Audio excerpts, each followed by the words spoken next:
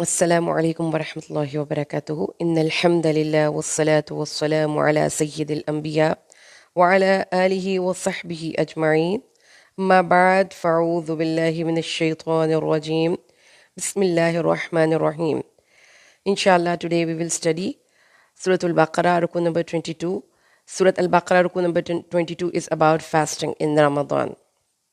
So let's begin its reading first of all, and then we will understand the basic concept side by side. أعوذ بالله من الشيطان الرجيم بسم الله الرحمن الرحيم يا أيها الذين آمنوا كتب عليكم الصيام كما كتب على الذين من قبلكم لعلكم تتقون. Allah Almighty says that, O you who have believed, fasting has been prescribed for you as it was prescribed for those before you, so that you may become righteous. This is a powerful ayah, isn't just a command, it's an invitation to profound spiritual journey. It establishes fasting not merely as an act of worship, but as a foundational pillar for building a life of righteousness or taqwa. Fasting holds a central and pivotal role in Islamic faith, far beyond the physical act of abstaining from food and drink. It's a key that unlocks deeper spiritual dimensions. Fasting in the month of Ramadan is one of the 5 essential pillars in Islam. This places it on the same level of importance as declaration of faith, shahada, salah, zakah, and hajj. A Muslim's faith is not complete without observing this pillar. The verse, this ayah explicitly states that the ultimate goal, that you may become righteous. Fasting is the primary tool for achieving the state of righteous or taqwa. It trains the soul to prioritize the will of Allah over personal desires. It's an exercise in self-control, discipline, and consciousness of Allah's presence at all times. The Prophet ﷺ beautifully described fasting as a shield. Beloved Prophet ﷺ said, fasting is a shield. So the one who observes fast should not use foul language or behave foolishly. And if someone fights with him or insults him, he should say, I'm fasting, I'm fasting. Another hadith, beloved Prophet ﷺ said, Allah said, all the deeds of the son of Adam are for him, except for fasting, it's for me, and I will reward it myself. This is a profound statement. While other deeds are often visible to people, fasting is a hidden act of worship between the believer and Allah.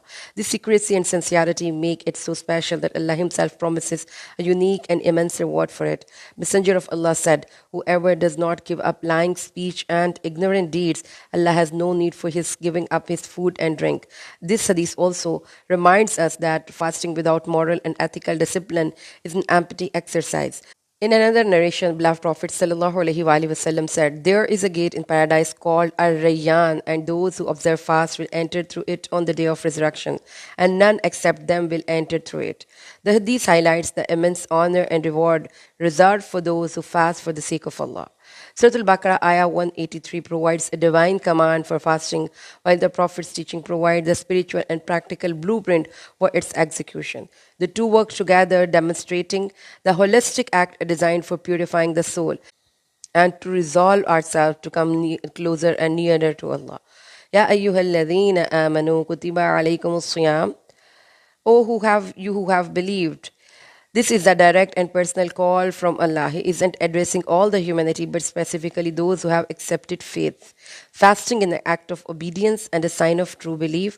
The call is a reminder of the covenant we have with Allah, that because we have believed, we must now obey. Kutiba alaykumus siyam, fasting has been decreed upon you. Kutiba means it has been written or it has been made obligatory. This is a command. It means that it removes any doubt about the mandatory nature of fasting for all and able-bodied adult Muslims. It's not a suggestion or recommendation. It's a binding religious duty. كَمَا كُتِبَ عَلَى الَّذِينَ مِنْ قَبْلِكُمْ, as it was decreed upon those before you. This ayah places the act of fasting within a universal historical context. It shows that fasting is not a new or unique burden placed on Muslims community only. Instead, it is a timeless practice, a form of spiritual discipline that Allah prescribed to previous nations and prophets as well. This connection provides a sense of continuity and a shared experience with believers throughout history. لَعَلَّكُمْ تَتَّقُونَ, so that you may become righteous. This is the ultimate purpose, the core message of the entire verse. Fasting is a means, not an end. The goal is not merely to fast or to feel hunger or thirst. The real objective is to attain taqwa, which is a state of God consciousness, righteousness, and piety. This includes self control, empathy for less fortune, and deep seated fear of disobeying Allah. Fasting trains the soul to prioritize Allah's will over our own desires, thereby building a person of strong moral character and spiritual awareness. So we can say that Ramadan is a month of mercy, forgiveness, and spiritual elevation. It teaches us patience, empathy, and self control. It softens the heart, awakens the conscience, and reminds us of our dependence on Allah. Every moment of restraint becomes a moment of worship. Every pang of hunger becomes a reminder of the poor. Every silent prayer becomes a whisper of love to the divine. Fasting isn't about deprivation, it's about transformation. It's about learning to say no to ego and yes to Allah. It's about building a heart that is awake, humble, and connected. So, this ayah beautifully ties everything together. Ramzan fasting is a divine prescription for spiritual healing. It's a journey from hunger to humility, from routine to remembrance, and from ritual to righteousness. And then come the next ayah, ayah number 184. Allah Almighty says that, أياما معدودات ومن كان منكم مريضا أو على سفر فعدة من أيام أخر وعلى الذين يطيقونه فدية طعام مسكين ومن تطوع خيرا فهو خير له وأن تصوموا خير لكم إن كنتم تعلمون. أياما معدودات, that just few number days. This is divine psychology. Allah is telling us, don't be overwhelmed. This time period is very short, a few number days, and you can do it. وَمَنْ كَانَ مِنْكُمْ مَرِيضًا أَوْ عَلَى سَفَرٍ. So whoever among you is ill or on a journey, Allah acknowledges human vulnerability. He knows we get sick. He knows travel can be exhausting. This is not a rigid command. It's a compassionate system. If we are ill, whether physically ill, chronically unwell, or temporarily sick, if this is the case, you are not expected to fast. It's likewise if you are traveling, especially in a time when travel was dangerous and draining, you are excused. The principle is simple. If keeping fast is difficult for you, you can just delay it, and فَعِدَّةٌ مِّنْ أَيَّامٍ أُخَرٍ, you must fast the same number on other days. This is the concept of Allah, making up missed fast. Allah doesn't cancel your obligation, He just postpones it. You are still part of Ramadan and you are still accountable, but you will not skip the fast, you will shift it and keep the sanctity of Ramadan intact. وَعَلَى الَّذِينَ يُطِيقُونَهُ فِدْيَةٌ طَعَامُ مِسْكِينٍ. This is for those who are permanently unable to fast, the elderly, the chronically ill, or the people whose health will never allow them to fast again. يُطِيقُونَهُ means they are barely able to bear it. Extremely hardship. For them, Allah doesn't say, too bad, He offers fidya. That is a substitute act of worship. And what is fidya? Feed one poor person for every mistake. وَمَنْ تَطَوَّأَ فَهُوَ خَيْرٌ لَهُ. And whoever volunteers more, it's better for him. This is Allah opening the door to extra goodness. If you want to feed more than one person per day, go ahead. If you want to fast and give fidya as well, beautiful. This is the spirit of ihsan, excellence in worship. وَأَن تَصُومُوا خَيْرٌ لَكُمْ إِن كُنْتُمْ تَعْلَمُونَ. And that you fast is better for you if only you knew. This is the climax of the verse. After listing all the exemptions, all the alternatives, Allah still says, but fasting itself is better. Why? Because fasting isn't just about hunger. It's about discipline, detachment, and divine connection. It breaks the ego, it silences the nerves, it teaches empathy, it's a psycho-spiritual detox. And the phrase, if only you knew, is a gentle nudge. You think it's hard, but if you truly understood its impact on your soul, you would never want to miss it. So, here, just to have a brief summary of this ayah. Allah Almighty says that fasting is obligatory on every adult, sane, healthy Muslim who is not traveling. It's a personal duty, not optional, and must be observed during the month of Ramadan. There are two clear exemptions from fasting in this ayah. Number one, those who are ill, whether temporarily sick or chronically ill. And number two, who are traveling, especially if journey is long and difficult. In both cases, the person must make up the missed fast later once they are healthy or settled. For people who cannot fast permanently, like the elderly or those with chronic illnesses, Allah allows them to give fidya instead. Fidya means feeding one poor person per missed day, and it is a way to still participate in the spirit of Ramadan through charity and compassion. And now, just have a look upon the difference between fidya and kafara. Fidya is a replacement for fasting when someone genuinely cannot fast due to health or age or travel. And kafara is a penalty for someone who breaks a fast deliberately without a valid reason. And kafara requires 16 consecutive fasts or feeding 60 poor people, or if fasting is not possible. So fidya is mercy, kafara is accountability. During the fasting hours from dawn to sunset, a person must completely abstain from eating and drinking, sexual relations, intentional vomiting, lying, backbiting, foul speech, and sinful behavior. Fasting is not just physical, it's a spiritual discipline. The Prophet said, if one doesn't give up false speech and evil deeds, Allah has no need for him to give up his food and drink. So this ayah shows that fasting is a mercy, not a hardship. It's flexible for those who are sick or traveling, gentle for those who are weak, and firm for those who are able.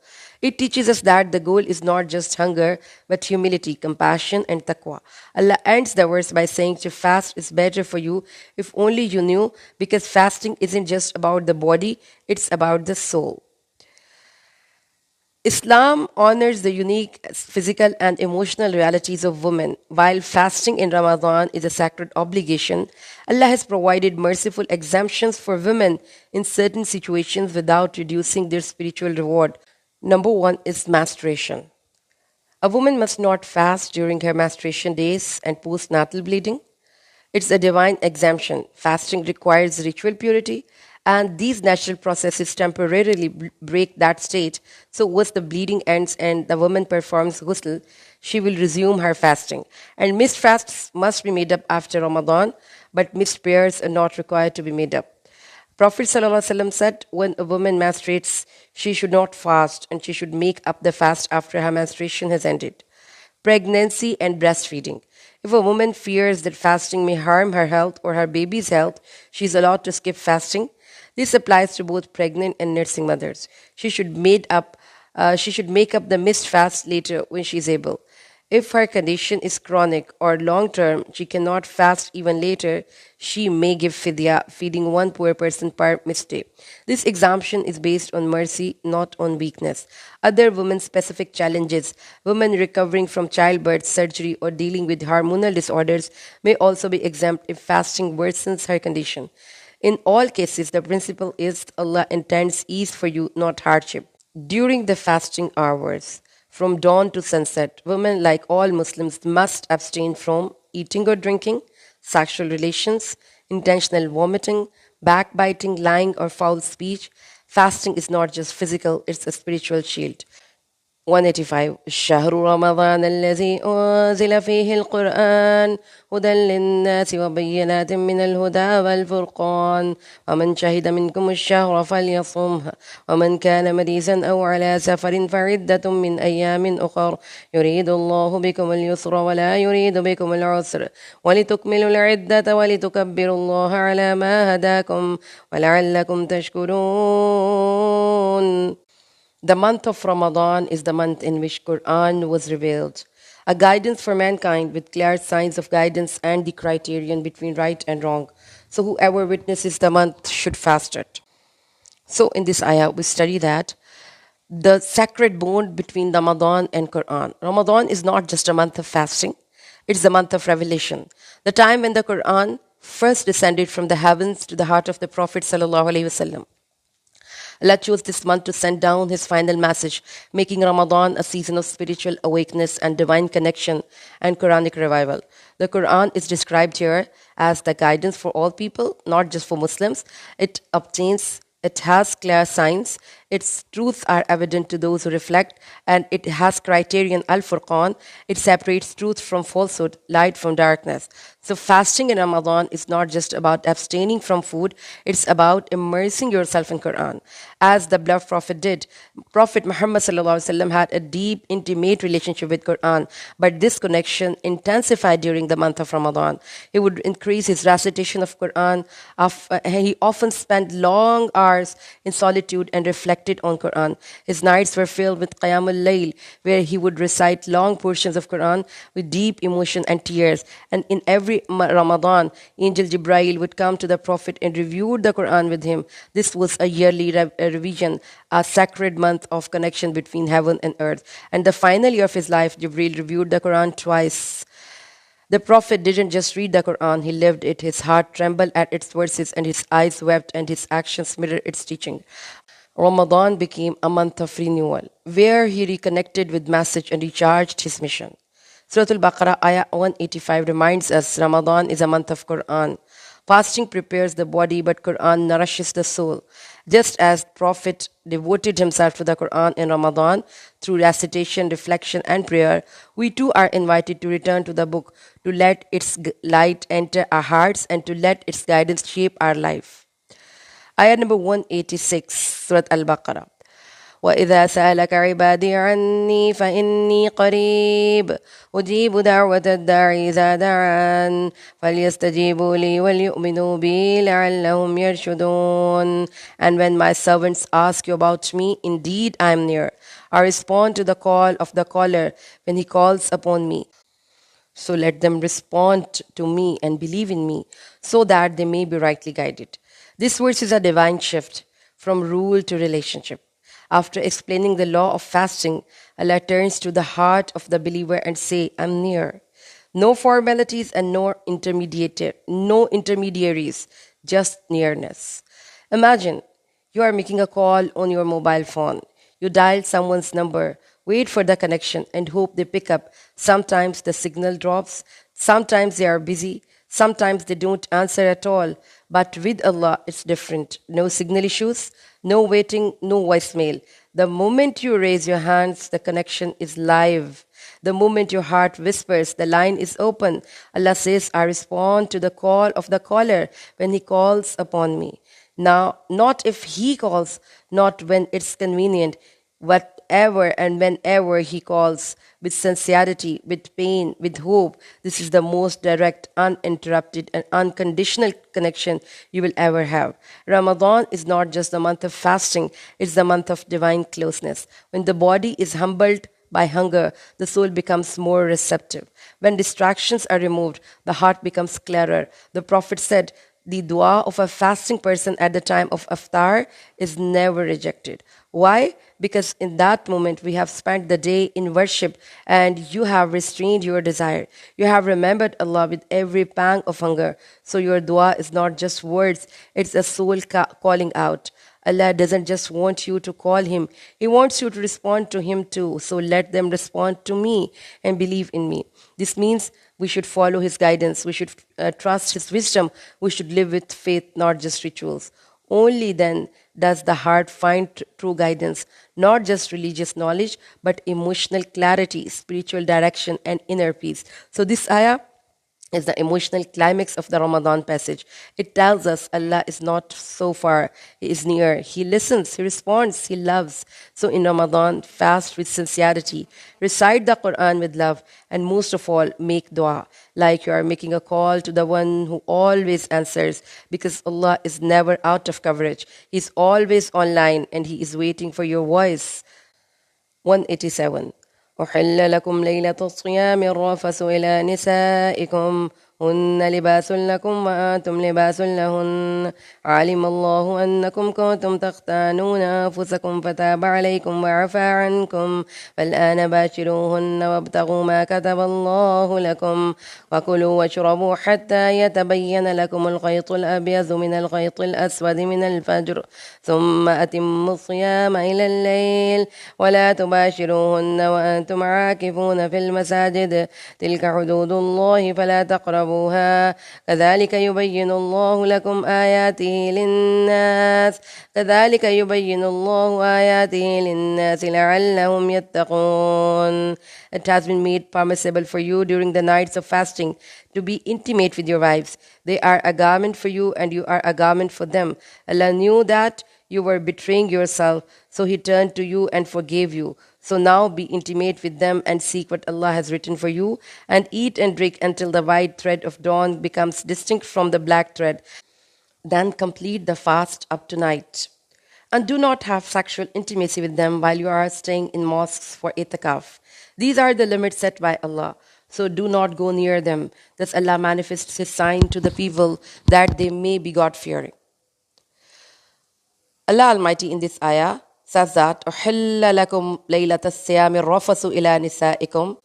It has made permissible for you to go to your wives at the night of Ramadan. This phrase abrogates a previous stricter rule. In the early days of Islam, it was prohibited for Muslims to have sexual relations, eat or drink after sleeping or praying the Isha during the night of Ramadan.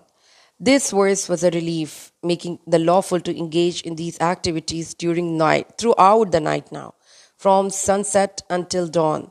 The word rafatha refers to intimate relations, and it uses here to highlight the specific permission granted. They are clothing for you and you are clothing for them. Hunna libasul lakum wa antum libasul lahun. This is a beautiful and profound metaphor. It describes the intimate and protective relationship between a husband and a wife. Just as cloth covers and protects the body, a spouse covers the other's flaws, provide comfort and protects their chastity. It also implies a relationship of mutual intimacy and closeness, where each one is a source of peace and tranquility for the other. Libas signifies a deep and inseparable bond. علم الله أنكم كنتم تختانون أنفسكم فتاب عليكم وعفى عنكم. Allah knows that you used to deceive yourselves, so He accepted your repentance and forgave you. This part of verse addresses the hardship and difficulty in initial rule caused. Some Muslims, out of human weakness, were unable to adhere to the strict prohibition of sexual relationship at night and had acted against the old rule. This phrase, deceive yourself, refers to the internal struggle and the potential of violating the earlier command. Allah, in His infinite mercy, knew of their weakness, accepted their repentance, and forgave them of their action, thereby alleviating the burden. So, now have relationship with them and seek that which Allah has decreed for you. فَالْآنَ بَاشِرُهُنَّ وَابْتَغُوا مَا كَتَبَ اللَّهُ لَكُمْ. This is a direct command following the permission. Have relationship with them. This is a clear directive. وَكُلُوا وَاشْرَبُوا حَتَّى يَتَبَيَّنَ لَكُمُ الْخَيْطُ الْأَبْيَضُ مِنَ الْخَيْطِ الْأَسْوَدِ مِنَ الْفَجْرِ. And eat and drink until the white thread of dawn becomes distinct to you from the black thread of night. This phrase establishes the specific time for beginning the fast. The white thread is a beautiful metaphor for the first light of the dawn and the black thread for the darkness of the night. This marks the beginning of Fajr prayer and the start of the fast, and it is the time when all eating, drinking, and intimate relations must cease. Then complete the fast until the night. Summa atimmu siyam ila al-layl. This simple and clear command defines the duration of the fast. It begins at the first light of the dawn and ends with the arrival of the night, which is marked by the setting of sun, Maghrib prayer. And do not have relationship with them as long as you are staying for worship in the mosque. وَلَا تُبَاشِرُهُنَّ وَأَنْتُمْ عَاكِفُونَ فِي الْمَسَاجِدِ. This part of the verse introduces a separate, specific rule related to itikaf. During itikaf, a person is in a state of continuous worship and scullion from worldly affair.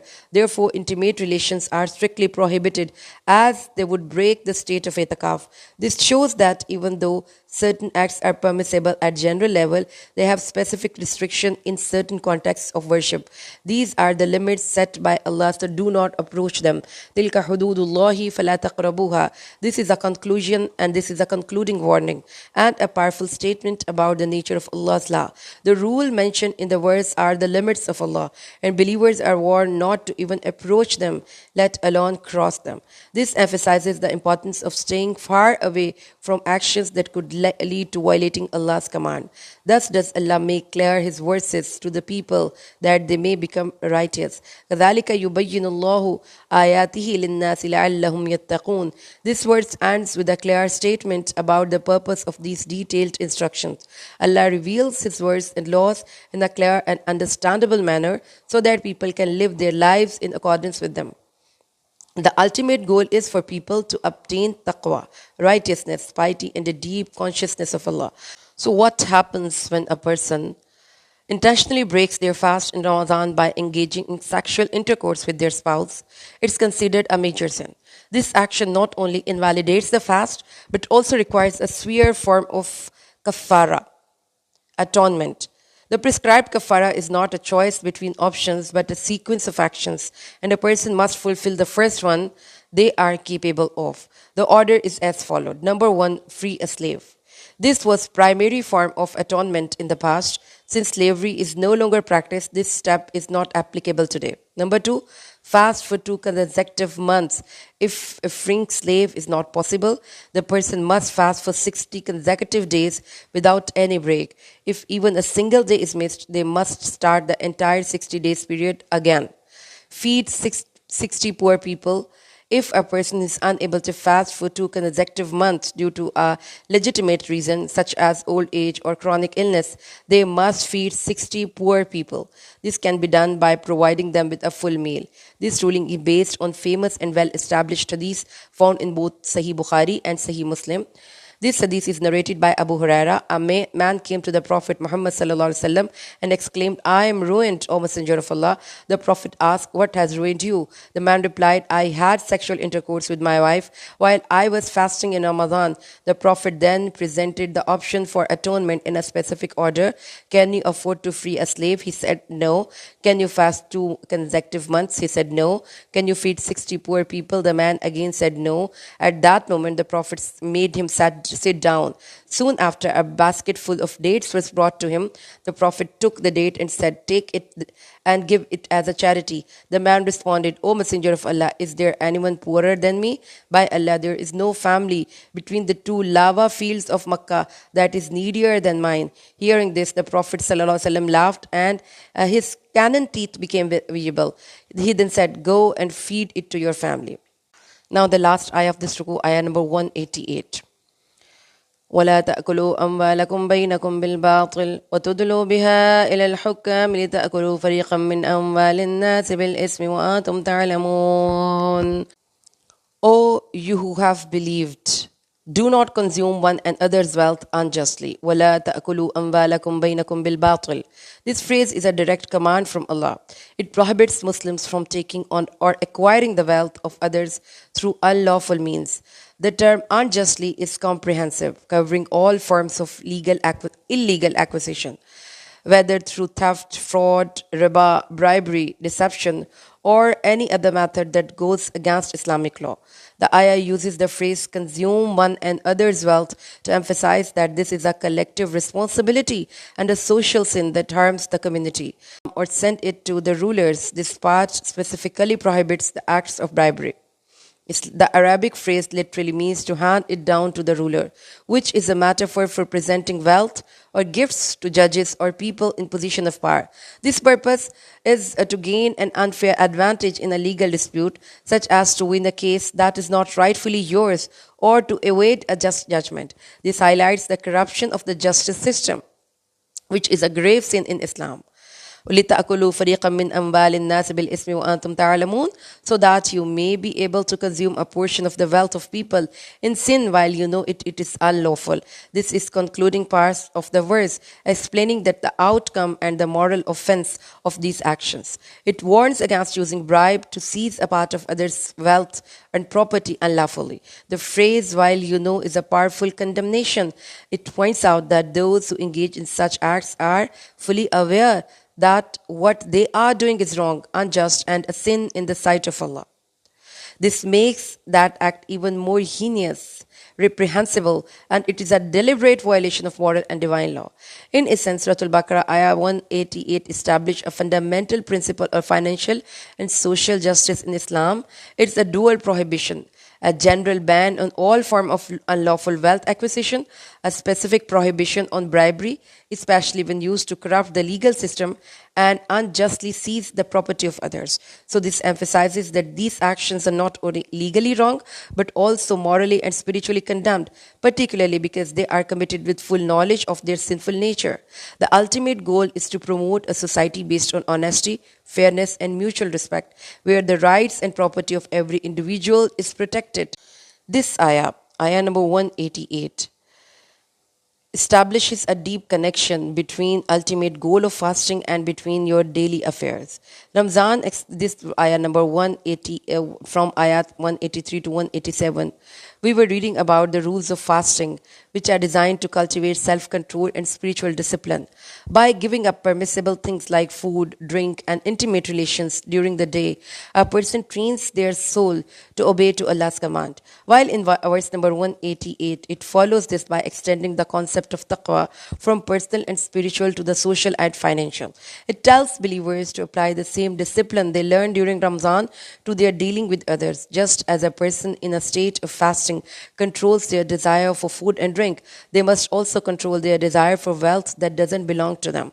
This ayah specifically prohibits consuming wealth unjustly, giving bribes to judges to gain an unfair advantage. So this shows that the training of Ramadan is not just about ritualistic worship. It's a comprehensive program meant to instill a deep sense of righteousness that governs every aspect of a person's life, including their financial transactions and social interactions. In short, this verse teaches that true piety is not confined to the masjid only, but must be reflected in the marketplace and in the courtrooms as well. Alhamdulillah, we have completely studied this ruku number 22, Surah Al-Baqarah. Recite the Rud once. Allahumma salli ala Muhammadin wa ala ali Muhammad. كما صليت على إبراهيم وعلى آل إبراهيم إنك حميد مجيد اللهم بارك على محمد وعلى آل محمد كما باركت على إبراهيم وعلى آل إبراهيم إنك حميد مجيد سبحان ربك رب العزة عما يصفون والسلام على المرسلين والحمد لله رب العالمين.